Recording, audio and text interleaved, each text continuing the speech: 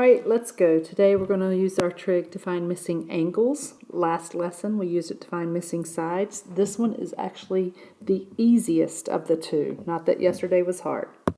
So make sure you write down that you're still using SOHCAHTOA to use your trig ratios. Today you're going to find missing angles. And we have to teach you a new button on your calculator, correct function buttons on your calculator, so that you can find those missing angles. Okay, so once again, SOHCAHTOA needs to be in your head. It probably is by now. And inverse trig functions is new to us, so make sure you write this down. And just so you know, inverse trig functions are not what we've already learned, like secant and cosecants. Those are reciprocal trig functions. Inverses look like this. They're written like this: sine to the -1 of x degrees, or cosine to the -1. You read it inverse cosine, inverse sine, inverse tangent. But it's written with the -1 power. Now, this is important also to write down. It is used, inverse trig functions are used to work a problem backwards, basically. You'll see what we mean by that. That's how you find the angles. Instead of being given the angle and finding the trig function, we're going to start with the trig function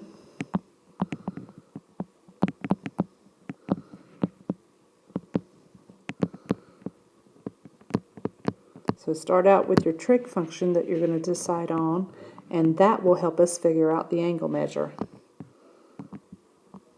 and find the angle measure.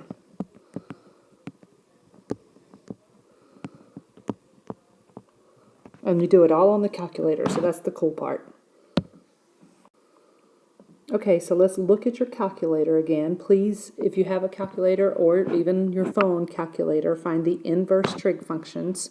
On the graphing calculator, it's on these calculator trig buttons, sine, cosine, and tangent, but it's the second function of those. So printed up above each button is sine to the -1, cosine to the -1, tangent to the -1.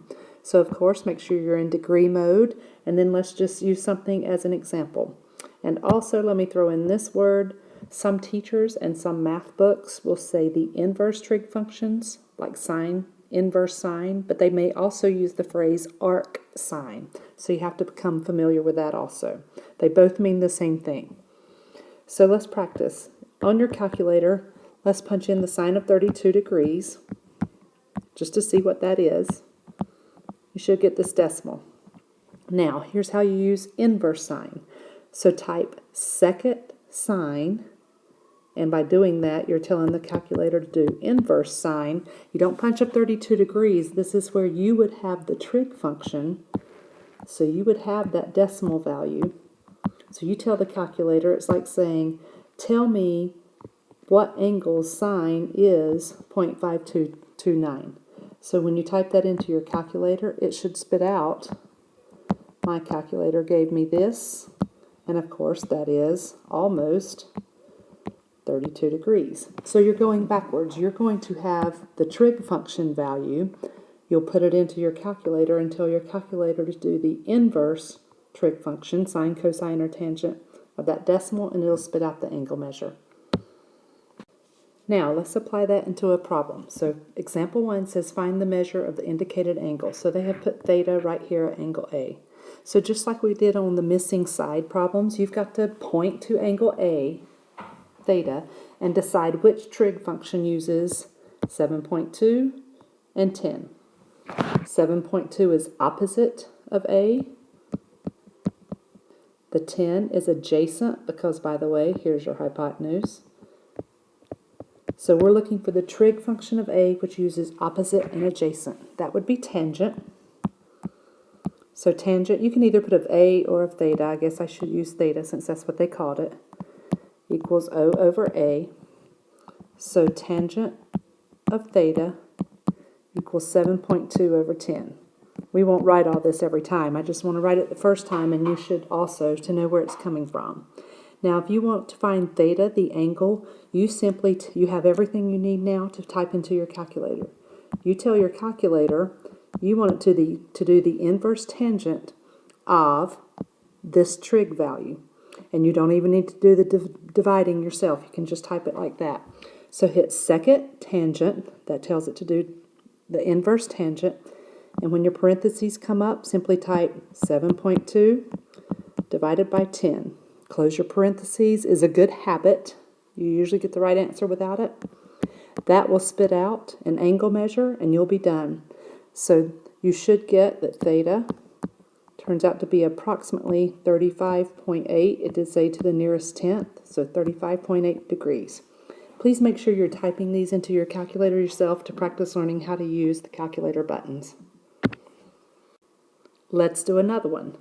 This time it says find the angle theta, and we need to decide which trig function uses, let's see, this would be hypotenuse, and 6.1 would be the adjacent side to theta. So who uses h and a, except for we'd want it to be a over h, so that's cosine. So you're going to write that the cosine of angle theta should be a over h, so that'd be 6.1 over 15.6. And all you have to do is tell your calculator to do the inverse cosine of this value. And you don't even have to find it. You can just type it like that. So on your calculator, type second cosine, which is telling it to do the inverse cosine of 6.1 divided by 15.6. That's a 1. That should spit out, that will be theta. That should spit out that theta is approximately 66.9, rounded to the nearest tenth. Actually, that 9 goes up, I believe, to 67 degrees. I hope you get that one. Seinfeld. All right, example 3. They've drawn it already, so please make sure you still read the problem because you will have to draw some of these yourself. The trucker drives up a hill 1,027 feet at a constant slope. When he reaches the top, he's traveled a horizontal distance of 990 feet. At what angle, W degrees, did he have to drive on as a slope to reach the top? Round your answer to the nearest degree. So we need to be sitting at angle W and decide which parts we have. We have hypotenuse and the one right beside of it, adjacent. That should be our cosine function again. So you write out that the cosine of angle W will be A over H, 990 over 1,027. You simply put this value into your calculator and tell the calculator to do the inverse cosine of that. So you would want to type second cosine, and when the parentheses come up, type in 990 divided by 1027. That will give us your angle. I called it theta. I guess it's W degrees. And when you type that in, you should get that W is approximately 15.4 degrees. So the truck has to drive at a 15.4 degree angle up that slope.